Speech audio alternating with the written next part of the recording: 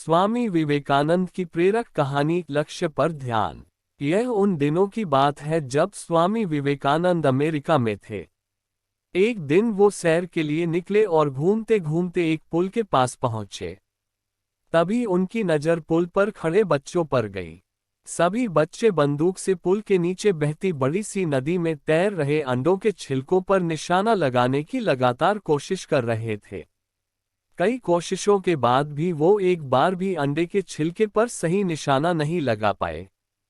ये देखकर स्वामी विवेकानंद बड़े हैरान हुए। उनके मन में हुआ कि मुझे भी एक बार कोशिश करनी चाहिए। उन्होंने बच्चों से बंदूक मांगी और खुद निशाना लगाने लगे। स्वामी ने बंदूक तानी और अंडे के छिलके पर पहली बार में ही निशाना लगा लिया। पहला निशाना सही लगने के बाद उन्होंने एक के बाद एक कई सारे अंडे के छिलकों पर सही निशाना लगाया। स्वामी के निशाने की कला को देखकर बच्चे हैरान रह गए।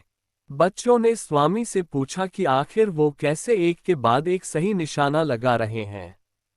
आगे बच्चों ने कहा कि वो बहुत देर से उन छिलकों पर निशाना लगाने की कोशिश कर रहे हैं, लेकिन ऐसा हो नहीं रहा है। हमें भी बताएं सही तरीके से निशाना लगाने के लिए क्या करना चाहिए। स्वामी विवेकानंद ने बच्चों को जवाब देते हुए कहा कि इस दुनिया में ऐसा कोई काम नहीं है जो किया नहीं जा सकता। दुनिया में कोई भी काम असंभव नहीं है। बस अपना सारा ध्यान उस काम की तरफ लगाओ जिसे तुम्हें करना है या जिसे तुम कर रहे हो। उन्होंने आगे बताया कि अगर निशाना लगाते वक्त तुम्हारा सारा ध्यान अंडे के छिलके पर होता तो तुम निशाना ठीक तरीके से लगा पाते। कहानी से सीख। लक्ष्य को पूरा करने की चाहत रखने वाले को हमेशा पूरा ध्यान उस लक्ष्य पर ही रखना चाहिए। ऐसा करने से लक्ष्य चूकता नहीं है।